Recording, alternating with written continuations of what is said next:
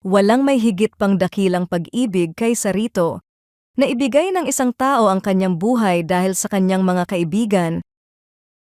Madaling sabihin sa isang tao na mahalaga siya sa atin, ngunit ang tunay na lalim ng pag-ibig ay mas nakikita sa ating handang isuko kaysa sa ating mga sinasabi.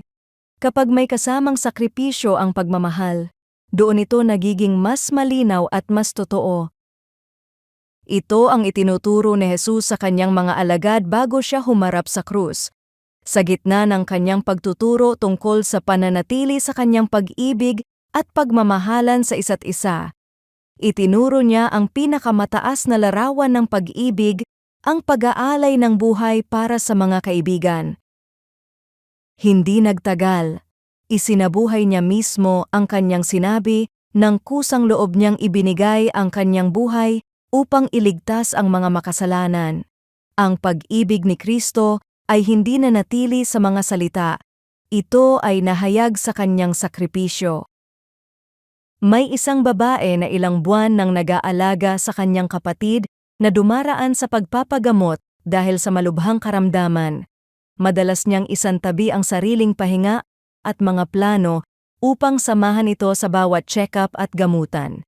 Hindi niya ito ginawa upang mapansin ng iba, kundi dahil ang tunay na pagmamahal ay handang magsakripisyo para sa kapakanan ng minamahal. Ganito rin ang uri ng pag-ibig na nais hubugin ni Kristo sa kanyang mga alagad. Hindi tayo nagmamahal upang matanggap ang pag-ibig ng Diyos.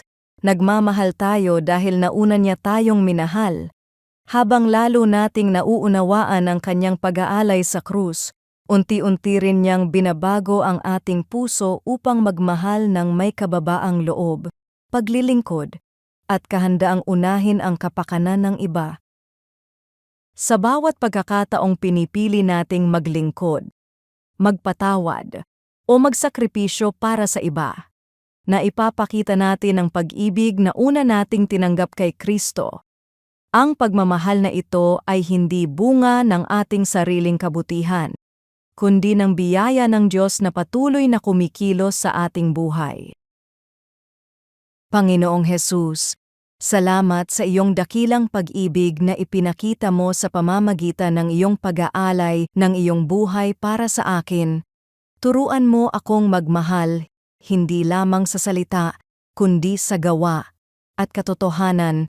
Naway ang aking buhay ay maging salamin ng iyong pag-ibig sa mga taong inilalagay mo sa aking paligid. Ito ang aking dalangin, sa iyong pangalan. Amen.